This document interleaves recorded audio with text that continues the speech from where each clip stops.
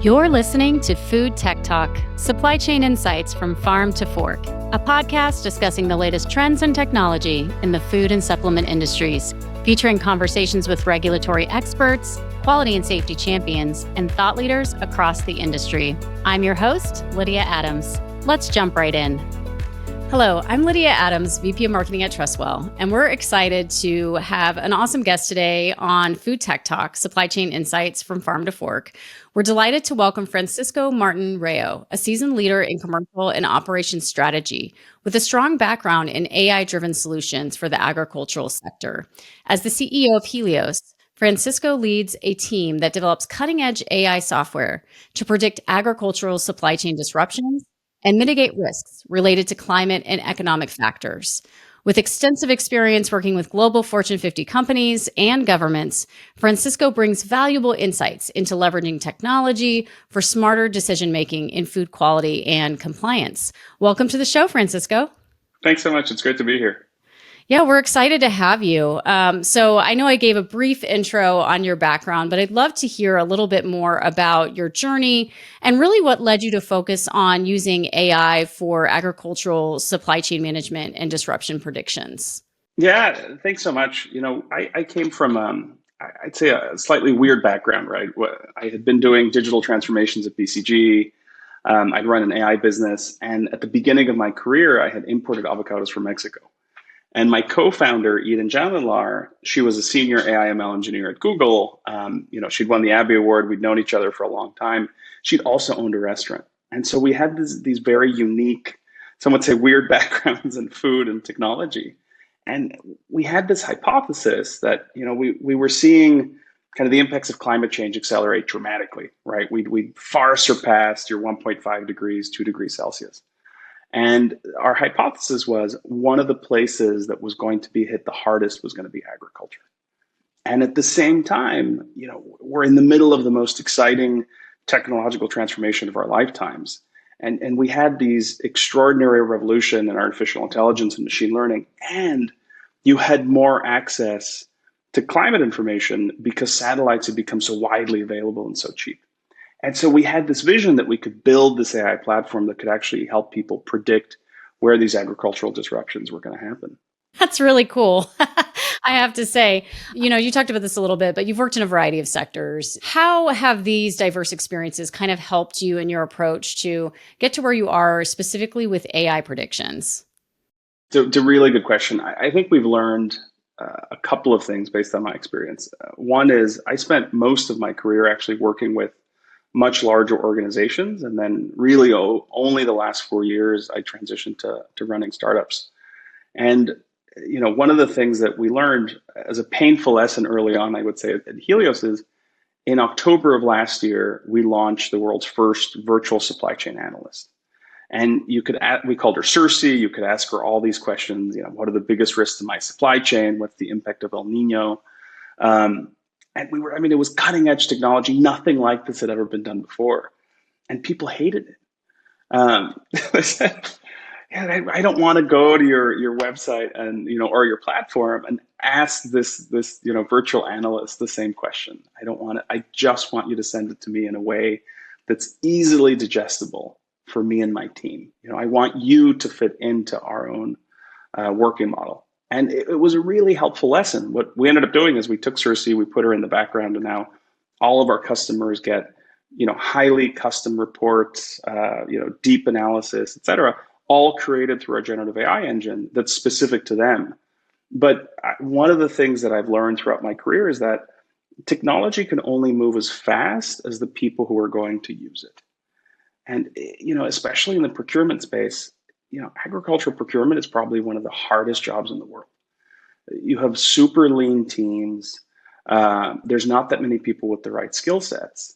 And so you can't suddenly, tell a team that's been doing this for 10 or 20 years that is stretched very thinly, hey, you need to find 30% more time to do something totally different, right? You really need to find a way to save them time and then engage with the way they're working today. That's so applicable across, a lot of different businesses for sure. So that's a great lesson.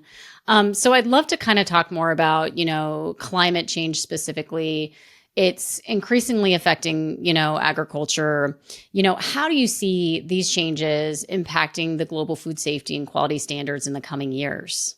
What's been really hard, I would say, about the last couple of years is we're right at the forefront with our partners around food safety and the impacts on kind of the food supply chain and climate change.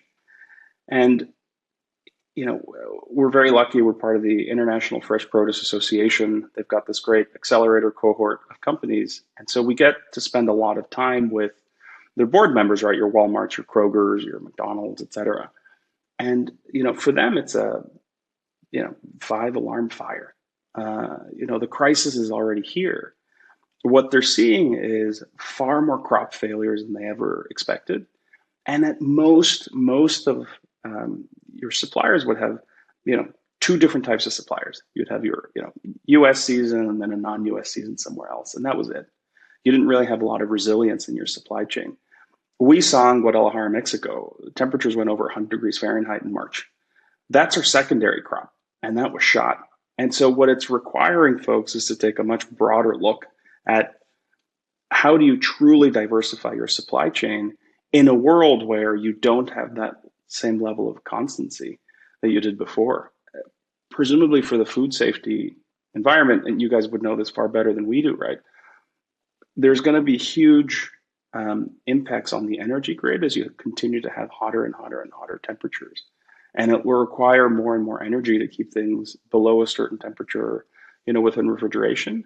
And that'll just continue to drive costs up.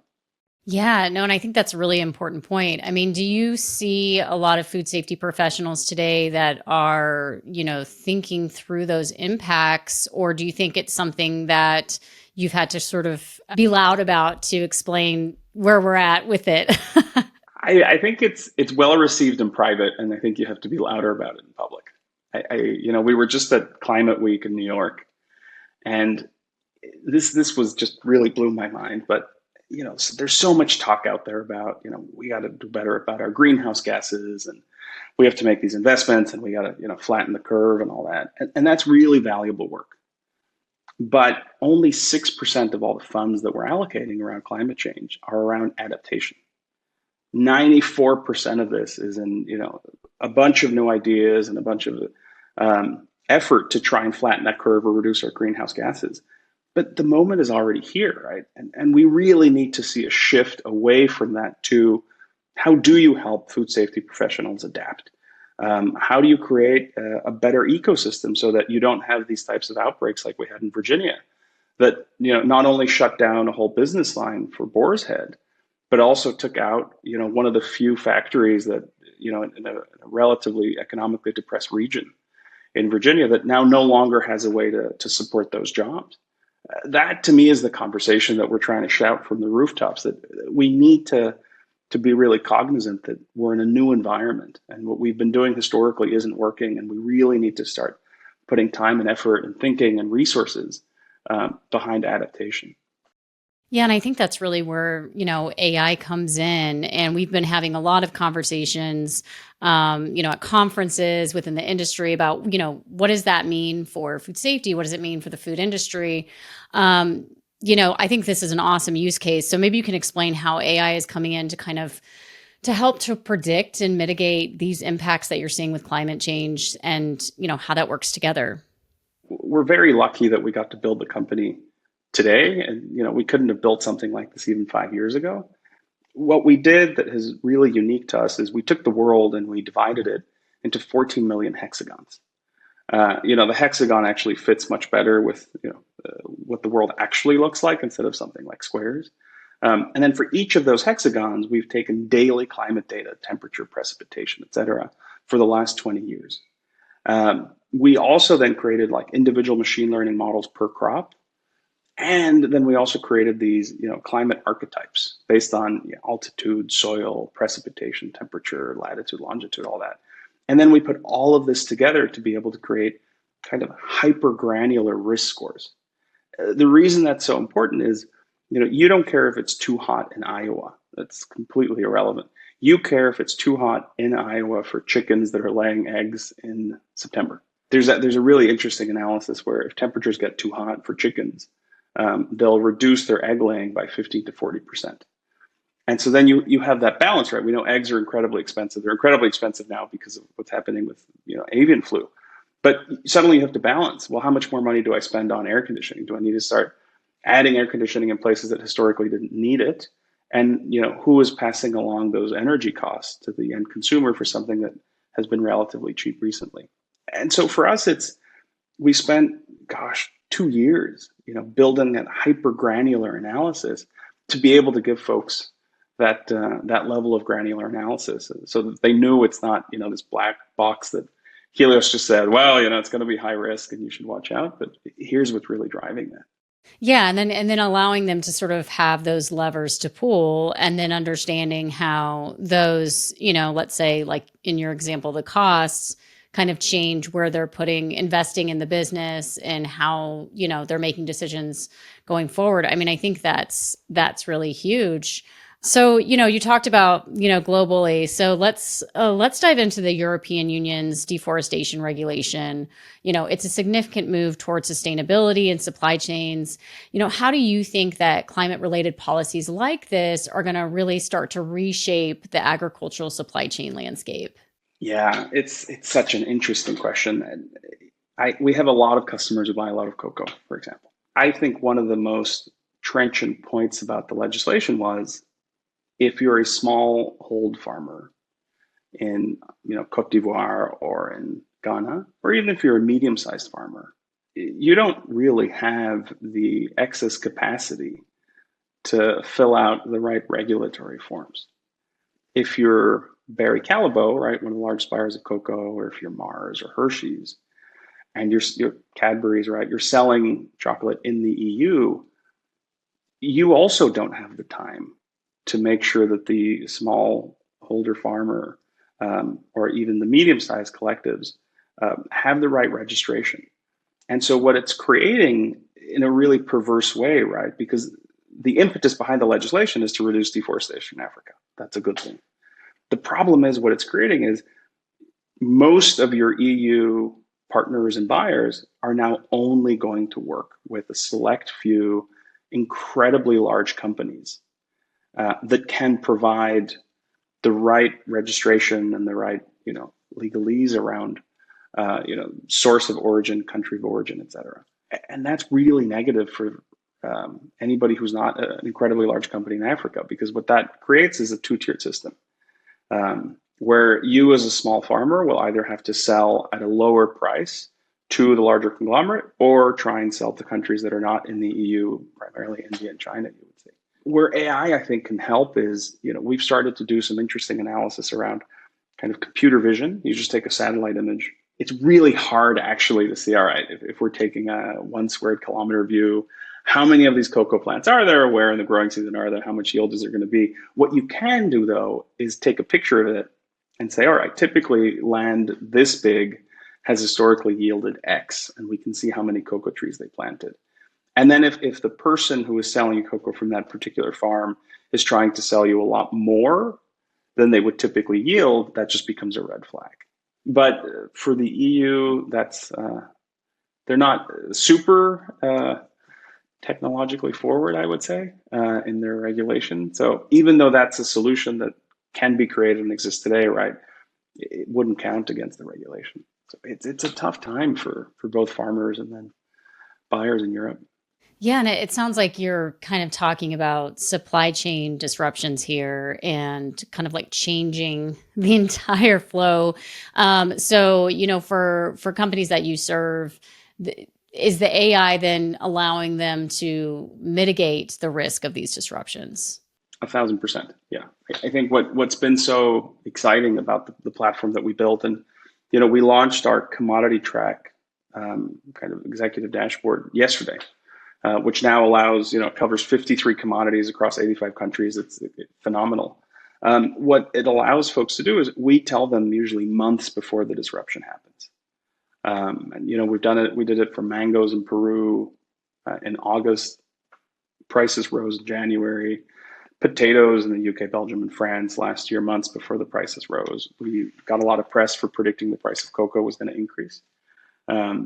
So that's been really cool. And what it does is it gives them two different options, right? You can work with your suppliers to see if you can mitigate that disruption, but you also have time to find alternative suppliers so that your end consumers don't end up paying the price for that disruption. Yeah, absolutely. And it makes me wonder, I think there's a lot of conversation sometimes about trusting AI. Like, is this real? Is this really going to happen? And obviously you've shown through that, it is, but how do you guys sort of, talk about that and explain that to folks to help them to understand how it can help and that it can be trusted in this case? What's interesting about agriculture, I think, is that there was a lot of enthusiasm for artificial intelligence early on, right, 10 years ago. And then what you had for a lot of farmers is that you had these startups come in, offer some sort of service, take all the data, sell the data to somebody else, have the company be sold, and kind of leave the farmers in the dust. And so there is now, I'd say, a fair amount of pushback against bringing some of these AI solutions to the farm, understandably, because it has not been a good relationship over the last 10 years. And I think it's a healthy degree of skepticism. In procurement, especially, and I'd love to hear you go on food safety, it's not a super high tech industry right now. You have really lean teams with relatively low technology, very lean budgets. And so for them, I think it's important to be able to understand at a granular level what's driving the risk. Why are you telling me it's high risk? Why are you telling me there's going to be disruption? And then proving it to them over and over and over again, both with their own supply chains, but also historical case studies. But I'd love to hear, Lydia, how folks are doing in the food safety space. There's definitely been a marked shift on things like, your data living on a spreadsheet, for example. And we still see it a lot at Trustwell, where people come and say, "Oh, well, it's okay. We have a system. It's it works for us, and it has for a long time." I think kind of your example with the regulation in the EU, and then as we look at FSMA 204 in the US. These, regulations are starting to kind of require people to move past, these old ways of storing data, because it really has to connect across the supply chain. And, it also has so many more benefits to use technology, really, to be able to connect those dots and have all of your data in one place and have that security that you really don't have with, I would say, older methods. And so I think we're definitely seeing, over the last several years, that shift where people are understanding like, hey, we, not only do we need to kind of like modernize, how we're doing things internally, but we need to have all stakeholders at the table. And this needs to be a technology conversation. Are you also seeing that sort of play out in your work as well? Absolutely. And it's a really great point. When this company shall remain unnamed, but when I was working at BCG, there was a particular company we were doing work with that had spent $2 billion all in, right, on a digital transformation with an ERP system. And when you went and spoke to, different parts of the HR department, they were still keeping their Excel spreadsheets. Because they said, well, I don't really trust the ERP, but I trust my Excel spreadsheet. So I think to your point, it's exactly that, right? It has to be this broader conversation about technology and how it can really help you.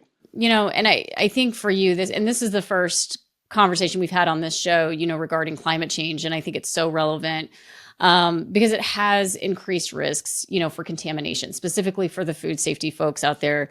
How can they use predictive analytics, such as what you're providing to, address these food safety threats? You mentioned recalls, earlier in the conversation, and I think that's very top of mind for our audience. How do those predictive analytics really help them? There's two ways, right? We have now better access to climate and weather information than ever before. And so that's just table stakes, right? There's incredible, even open source, there's incredible open source data around weather. We've gotten better at the weather models in terms of predicting the timeout.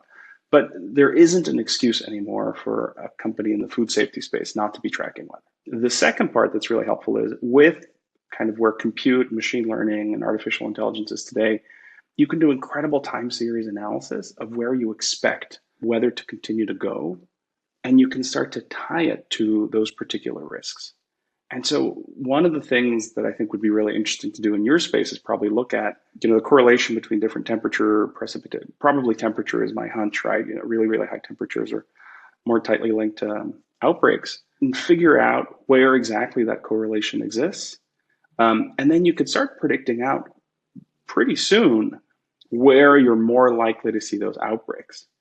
And then what that allows you to do is twofold. If you're a company, it allows you to invest much more in the places where they're getting hotter, energy costs are getting higher, et cetera, et cetera. Or in your cold chain, you're probably going to invest more in your cold chain in, I would even say like you probably do it more in like Texas and Arizona, Arkansas, et cetera. But maybe you should invest more in your cold chain in Minnesota because you didn't expect it to be that much hotter in Minnesota. And now that it is, it requires you to actually make an additional investment, whereas you expected it to be much hotter in Texas, right? We don't know. But as a company, it allows you to really target where your investments have to go. As a government agency, we saw this again, right, with the Listeria outbreak. I think it allows you to be much more targeted about where you're auditing and where you're requiring people to spend more resources. Yeah. And how does that affect the suppliers? Because when I think about it from the perspective of a food company, I'm thinking, okay, does that mean maybe that I want to start changing where I'm sourcing my suppliers from based on, like you said, the rising temperatures? Have you seen that start to happen? One of the things we worry the most about is that you're naturally starting to see, and that will only accelerate, a transformation of people's supply chains. Florida is the perfect example. Florida is natural, right? If you are drinking Florida's natural orange juice, 80% of the juice you're drinking is from Brazil. Florida used to do 200 million boxes of citrus a year. They're down to 20 million. And a big part of that is because of climate change doesn't really support citrus growing in Florida anymore. And there's a whole host of problems around what you can do with the industry. I think the state government is doing a really terrible job actually of helping them. They're basically paying farmers not to sell their land to developers, even though what they should be doing is supporting a way for them to stop growing citrus, which doesn't work anymore, and growing things that do work, things like passion fruit, pomegranates, et cetera. But you are seeing that reallocation of supply globally. And I think this is one of the areas where you need the government to help, with that transition, right? Because if you have great farming potential or great farming experience in a region, even if you can no longer grow that particular crop, if there is another crop you can grow, someone needs to help you fund that transition, right? And it can't really be the private sector. It's just not big enough. And, ultimately then those costs are just flowing through to your customers. Yeah, and when you talk about something like that, I think it can be maybe frustrating to see how long these types of things take. I mean, even when we just think about the drive toward, sustainability and recognizing the impacts of climate change, it's been a very long road, in society in general, and specifically for the food industry. How do you drive that adoption? How do you ensure that people have this top of mind? Because I think this is one of those things that people can sort of think, oh, that doesn't really affect me right now, until it's really upon us that, oh, this is now severely impacting my business. I think you said it. I think that's exactly it. You can't really get people to care or spend the money until they start to feel the pain. When we started the business 2 years ago, I remember we were doing work with a very large seller of French fries. And we were covering all the global facilities they were importing the French fries from, 59 facilities globally, et cetera.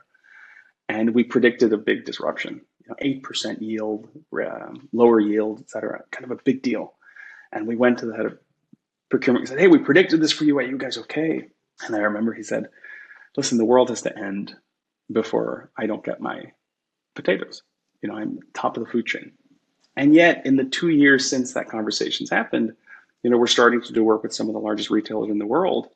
And when we, obviously we've predicted a lot more since then, we talk to them about these disruptions and they say, we got hit with that.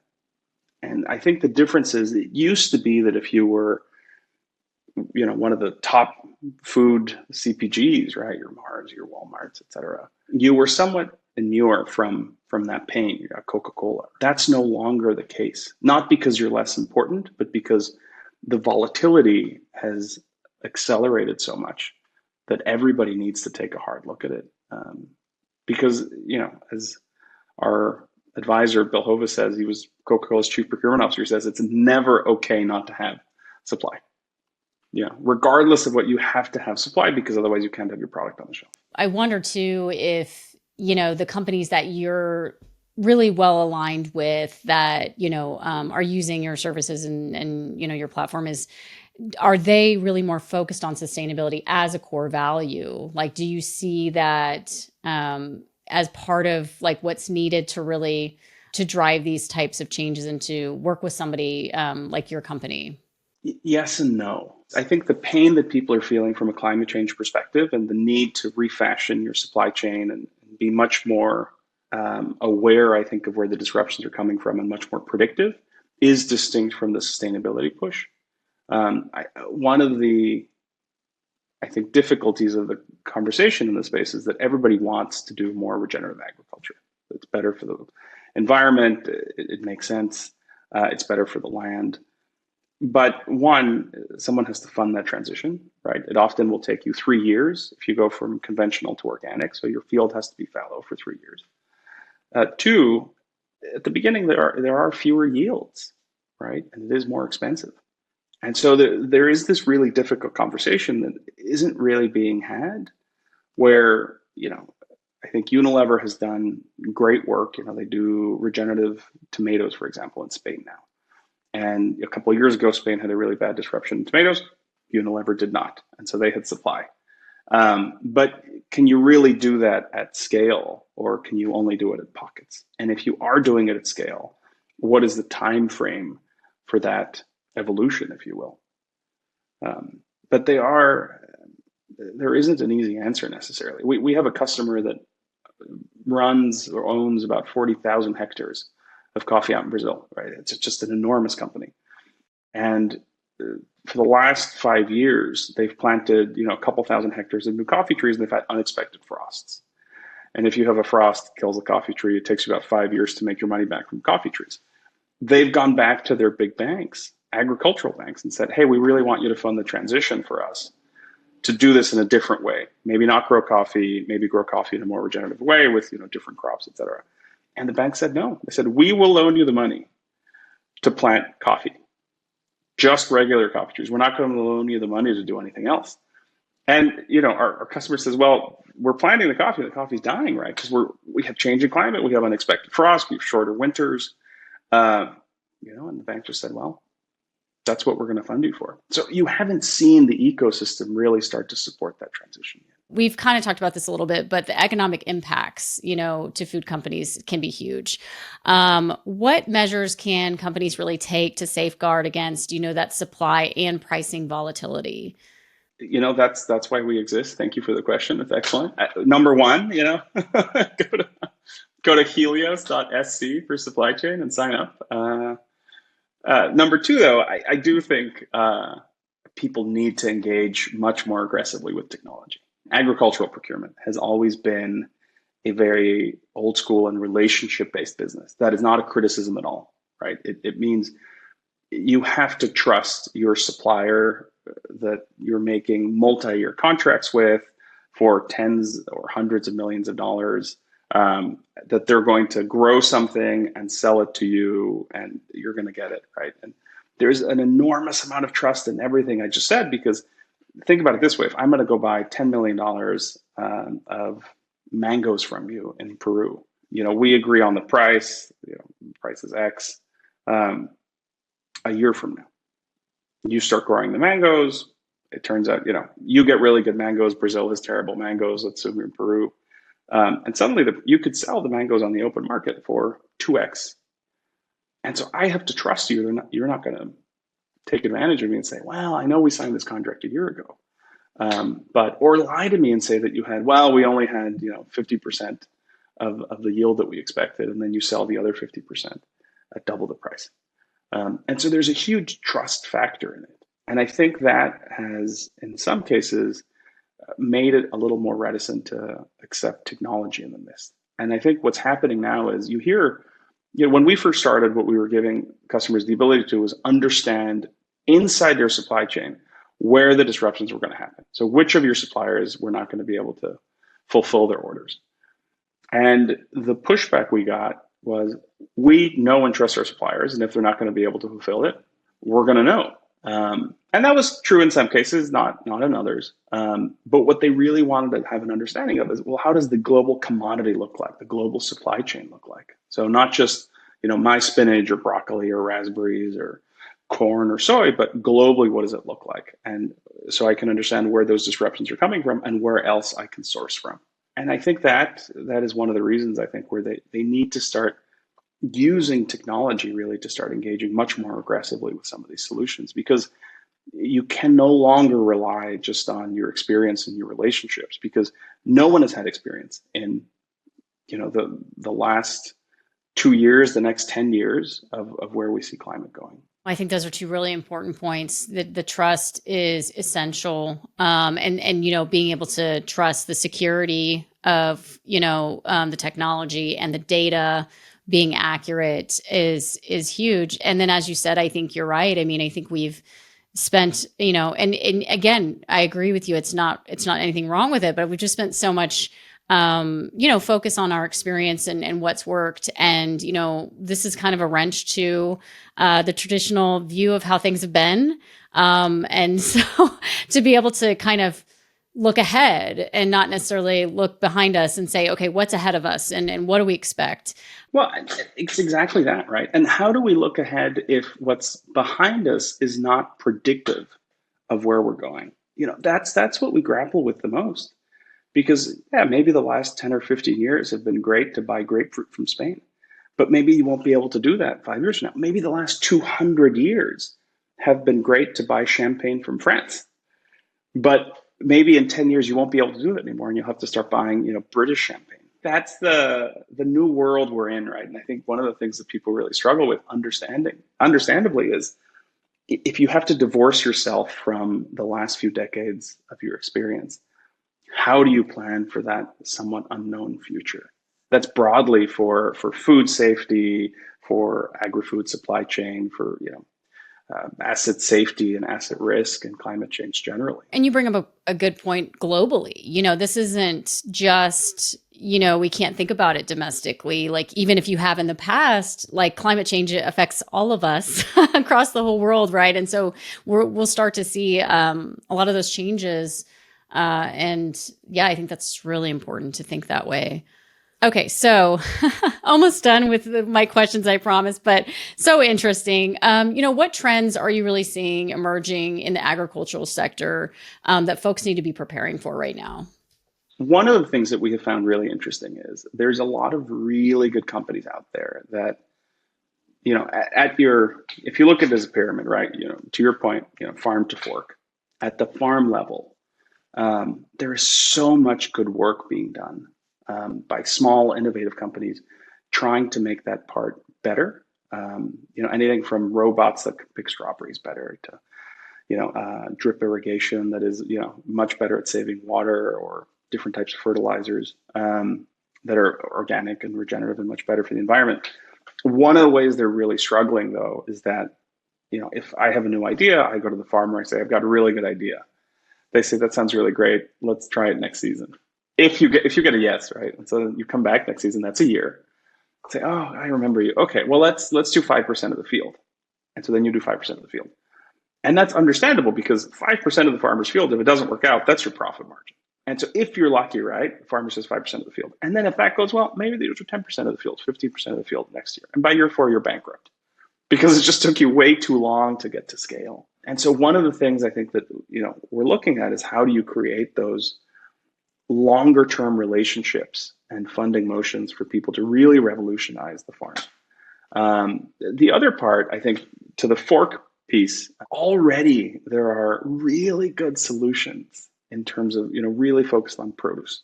And one of the things that was really heartbreaking is, we were talking to, it wasn't a customer, it was a very large grower of lettuces out in Salinas. And they showed us 2 different bags. One bag was, perfectly clear and showed you this beautiful, heart of romaine. The other one was marginally less clear. And he said, this bag is made out of 100% recyclable product and it's biodegradable and it's amazing. It costs a little bit more. This bag is just pure old school bad plastic, the really clear one. Most people will only buy the really clear one because the lettuce looks better. So you cannot have recyclable plastic covering any of your fresh produce because it doesn't look as good. I mean, marginal difference, but when you put both of them together, you're like, oh, well, I want the brighter romaine lettuce. So that was shocking to us. The second part that was really shocking, and that's on the consumer, right? Like we have to say, I'm going to pay a cent more and I'm going to get the slightly darker bag. The other part that was really surprising is just the amount of waste in the system. I think, you're probably, if you're growing a head of lettuce, you're leaving about 50% of it on the side. I mean, you pick it up, you cut 50% plus, and then you're only eating the core of the romaine. And that's because people want the really bright, kind of hyper green core. And so people aren't really willing to pay or buy your darker leaf or your greens. And then the moment any of the produce turns slightly yellow, it's unsellable. And so I think a lot of the change has to be on us as consumers that, get that tomato that's a little darker, right? It's got that little brown spot that you don't like. Get the banana that's not super green. Get the lettuce that's a little darker. So last question I have for you is for companies in the food industry that are listening to this thinking, okay, this sounds great. Like, I think I need to start to introduce some sort of predictive analytics, some sort of AI. What advice would you have for them to modernize and to start this process? I think broadly, the suggestions I would make are really understand the problem first. So don't do tech first because that'll fail, right? Don't go out and get the coolest, most expensive piece of software or technology available. Figure out what are your top 5 problems that you're dealing with, right? And be open-minded about it. Are we spending too much time? Are our forecasting correct? Do we have a higher failure rate than expected? Do we have more waste than we expected? Are we paying more, higher prices for something? And then for those, then to your point, right, look at across all the different stakeholders and figure out, all right, who are all the different stakeholders involved? Which pieces of these can we put technology against? Because one of the ways, this is less at Helios, but in my previous role at BCG, one of the reasons you see digital transformations fail is because there isn't really adoption. And you're not using technology to change or accelerate your ways of working. You're just kind of slapping technology on top of existing processes, and then it's almost running side by side. And so you want to be really clear about what's the problem that we're solving, and then for that problem, what parts can technology fix, and then what parts can we just fix in general, right? That is excellent advice. Well, thank you so much, Francisco. This has been very enlightening and interesting. I learned a ton from your experience. And thanks to our listeners as well. Don't forget to subscribe so you don't miss an episode. And we'll see you next time on Food Tech Talk. Thanks so much. Thank you for joining us for another bite-sized nugget of Food Tech Talk, supply chain insights from farm to fork. To learn more about Trustwell and its technology platform that connects product formulation, nutrition analysis, and compliant labeling with traceability, recall readiness, and supply chain transparency, please visit www.trustwell.com. Thanks for listening.